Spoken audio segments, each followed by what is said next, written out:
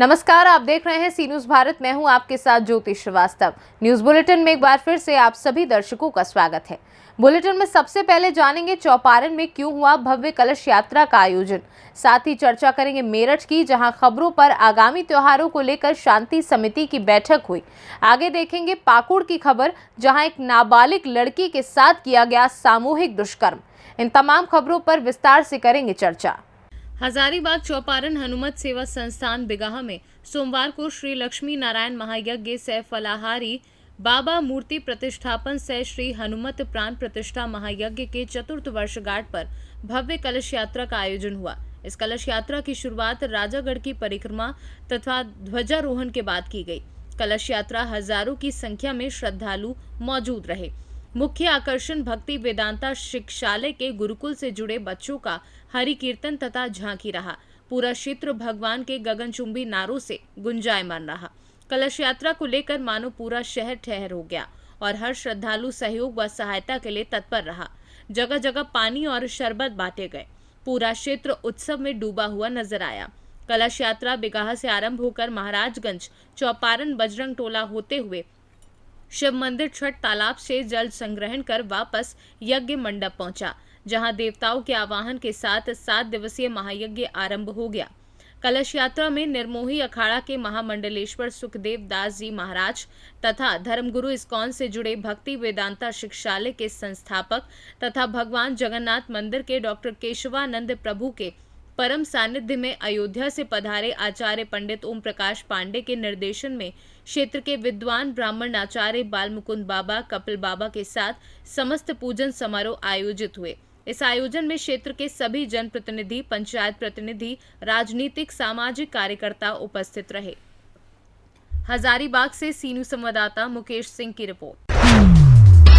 बैसूमा थाने में होली व शबे बारात त्योहार को लेकर क्षेत्र में शांति व्यवस्था कायम रखने के लिए बैसूमा थाना परिसर में शांति समिति की बैठक आयोजित हुई। इसमें दोनों समुदाय के दर्जनों लोग मौजूद रहे। सीओ मवाना ने लोगों से भाईचारे व सौहार्दपूर्ण तरीके से त्योहार मनाए जाने की अपील की। बैसूमा थाने में आयोजित शांति समिति की बैठक में सीओ मवाना आशीष कुमार ने कहा कि होली पर्व आपसी भाईचारे और सद्भाव का प्रतीक है। इस दौरान किसी प्रकार की अप्रिय घटना ना हो, इसके लिए गांव में सामंजस्य बनाकर मिलजुल कर त्योहार मनाएं। अशांति फैलाकर उपद्रव करने वालों के खिलाफ प्रशासन सख्ती से निपट कर कार्यवाही करेगा। त्योहारों में उपद्रव मचाने वालों को चिन्हित करते हुए उन पर कार्यवाही करने को कहा गया। ये पीस कमेटी की मीटिंग थाना बैसूमा में आयोजित की गई थी। उसमें इस थाना अंतर्गत आने वाले सारे गांव से जनप्रतिनिधि और जो प्रभावशाली लोग हैं और जो शांति सुरक्षा में अपना विशेष योगदान देते रहे हैं, उनको यहां पर बुलाकर शांति समिति की बैठक की गई है और उसमें विशेषकर होली के पर्व को लेकर निर्देश दिए गए हैं कि किस प्रकार से वो होलिका दहन करें, ताकि किसी भी ऐसे परिवार को जो उनके आसपास उनके मकान बने हों, उनको किसी प्रकार की दिक्कत ना आए और किसी भी ऐसी सामग्री को न जलाया जाए जो प्रतिबंधित हो और एक दूसरे की सुविधा का ध्यान रखें। कोई विवादित स्थल पर कोई होलिका दहन न किया जाए। इसके अलावा होली को खेलने के लिए भी निर्देश दिए गए हैं कि होली जो है ऐसे रंग से खेला जाए जिसमें केमिकल का प्रयोग न किया जाए और होली खेलते समय जो है लोग एक दूसरे के यहाँ जाते हैं तो वाहनों का प्रयोग जो है सावधानीपूर्वक करें, हेलमेट का प्रयोग करें और जो है वाहनों पर अधिक संख्या में न बैठें, जो निर्धारित संख्या उन्हीं के अनुसार चलें और अपनी सुरक्षा को ध्यान में रखकर ही जो है होली खेलें। इन सारी चीज़ों को जो है लोगों को बताया गया है और लोगों से अपील की गई है कि शांतिपूर्ण तरीके से भाईचारे के साथ जो है होली का पर्व मनाएं और लोगों ने भी इस चीज़ से आश्वस्त किया है कि वो हमेशा से इस थाने में भाईचारे के साथ ही होली का पर्व मनाया गया है। कभी भी कोई अप्रिय घटना नहीं हुई है और इस परंपरा को ही आगे बढ़ाएंगे और किसी भी प्रकार से कोई शांति व्यवस्था में व्यवधान नहीं होने दिया जाएगा। सर, जनता को क्या संदेश देना चाहोगे? तो होली का पर्व आ रहा है। मैं तो सभी लोगों को होली पर्व की ढेर सारी शुभकामनाएं और बधाइयाँ दूंगा कि सभी लोग आपस में मिलजुल कर होली का पर्व मनाएं और सुख समृद्धि के साथ आगे बढ़ें। धन्यवाद। मेरठ से सी न्यूज संवाददाता अर्जुन की रिपोर्ट। पाकुड़ में लिट्टीपाड़ा प्रखंड के सिमलोंग ओपी क्षेत्र एक गांव से मेला देख लौट रही एक नाबालिग से सामूहिक दुष्कर्म का मामला सामने आया है। उक्त जानकारी एसडीपीओ अजीत कुमार विमल ने थाने में प्रेस वार्ता आयोजित कर दी। उन्होंने बताया कि बीते 25 फरवरी को सिमलोंग ओपी क्षेत्र में फुटबॉल मेले का आयोजन हुआ था। एसडीपीओ ने बताया कि नाबालिग रात भर मेला देखकर भोर को अपने घर जा रही थी कि अकेले में पाकर 10 युवकों ने उसे उठाकर एकांत का नाला किनारे ले गया और सभी ने बारी बारी से दुष्कर्म किया। उन्होंने बताया कि पुलिस को सूचना मिलते ही एक टीम का गठन कर बरहेट थाना क्षेत्र से 4 युवकों को गिरफ्तार कर जेल भेज दिया गया। बताया मामले को लेकर थाने में 8 नामजद व 2 अज्ञात के विरुद्ध मामला दर्ज कर 4 को गिरफ्तार कर जेल भेज दिया गया है। बाकी अन्य अभियुक्तों की गिरफ्तारी के लिए पुलिस छापेमारी कर रही है। जल्द ही सभी अभियुक्तों की गिरफ्तारी की जाएगी। पुलिस मामले की जांच कर रही है। मौके पर थाना प्रभारी संतोष कुमार, ओपी प्रभारी सत्यदेव प्रसाद उपस्थित थे। 18 किलोमीटर दूर एक गांव में एक नाबालिग बच्ची से सामूहिक बलात्कार की घटना का संज्ञान में सुबह सुबह हम लोग को प्राप्त हुआ और गांव वालों का कहना है कि 24 को फुटबॉल का एक मेला था। वहां से मॉर्निंग में लड़की निकल रही थी तो 8-10 लड़के, मनचले लड़के उस लड़की को उठाकर जंगल की ओर ले गए और उसके साथ बारी बारी से सामूहिक बलात्कार किया। इसका संज्ञान लेकिन पुलिस को आज 27 को सुबह प्राप्त हुई। जैसे ही पुलिस को प्राप्त हुई वैसे हम लोगों ने एक छापामारी टीम का गठन किया और उसमें से शामिल एक लड़के को पहले हम लोगों ने अरेस्ट किया। उसके बाद फिर से जब हम लोगों ने उसका अनुसंधान किया और एक दूसरी छापामारी टीम हमारी बरहेट क्षेत्र में जाकर के 3 और अभियुक्तों को गिरफ्तार करने में सफलता प्राप्त की है। वर्तमान में 4 अन्य अभियुक्त जो हैं वो फरार हैं और उनके गिरफ्तारी के लिए हम लोग बगल के बरहेट थाना से भी हम लोग संपर्क में हैं और बहुत जल्द उन 4 की भी गिरफ्तारी हो जाएगी। कुल सर कितने मतलब अभियुक्त हैं सर इसमें? इसमें से 8 अभियुक्त जो बलात्कार पीड़िता है उसके द्वारा बताया गया कि 8 अभियुक्त को उन्होंने पहचान किया है और 2 अन्य अज्ञात भी हैं। हम लोग हर बिंदु पे जांच कर रहे हैं। जो भी दोषी होगा किसी भी तरह से बख्शा नहीं जाएगा। हर एक को हम लोग इसमें अरेस्ट करेंगे क्योंकि एक सामूहिक बलात्कार की बहुत शर्मनाक घटना का अंजाम यहाँ के आदिवासी लड़कों ने दिया है।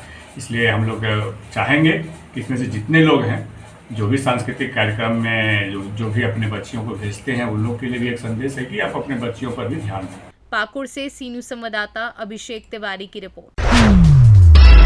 करछना तहसील के मोगलाहा पचदेवरा ग्राम सभा के रहने वाले फूलचंद पटेल पुत्र कालू के घर में देर रात खपरेल कच्चे मकान में लगी आग से छपरे में रखे अनाज के साथ 2 साइकिल, एक 3 पहिया ट्रॉली के साथ महिला और एक मवेशी झुलसा।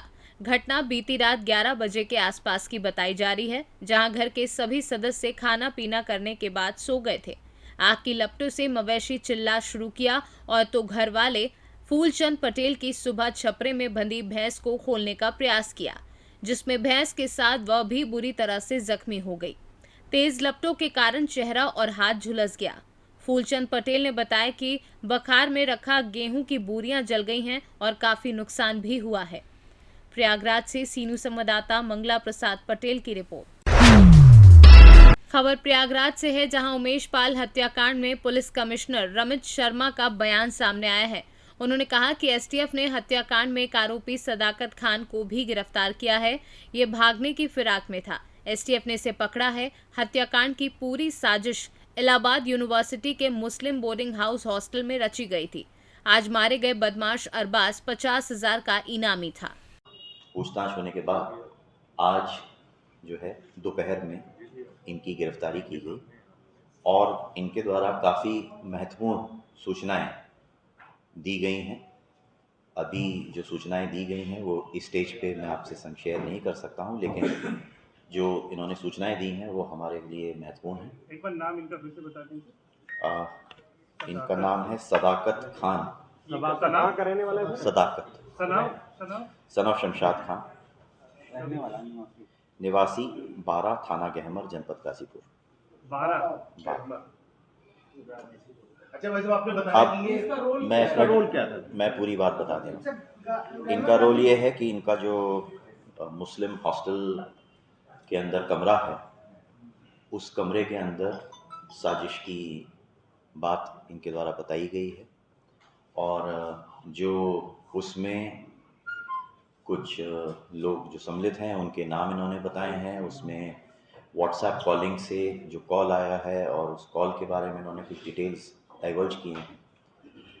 इनकी जो पूछताछ के दौरान इन्होंने सूचनाएं दी हैं, इसके संबंध में पुलिस की टीम के द्वारा इनके रूम की तलाशी ली गई और रूम की तलाशी में कुछ चीज़ें बरामद हुई हैं।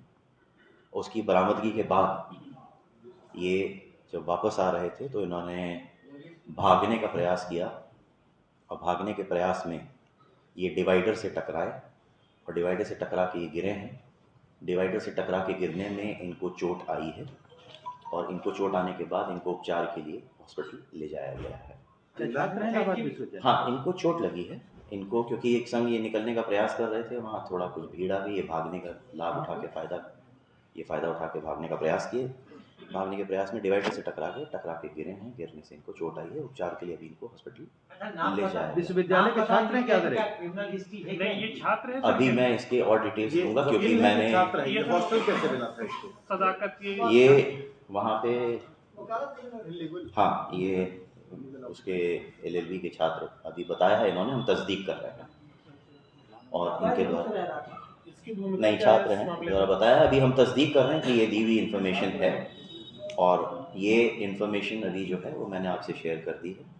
इसमें जो मुकदमा अपराध संख्या 114/23 थाना धूमनगंज है, इसमें कुछ नामजद जो आरोपी हैं और कुछ जो अभी प्रकाश में आए हैं, जिन पर भी मैं क्योंकि ऑपरेशंस प्रभावित ना हो। प्रयागराज से सीनू संवाददाता रणधीर सिंह की रिपोर्ट। फिलहाल इस बुलेटिन में बस इतना ही। देश और दुनिया की बाकी खबरों के लिए आप देखते रहिए सी न्यूज़ भारत।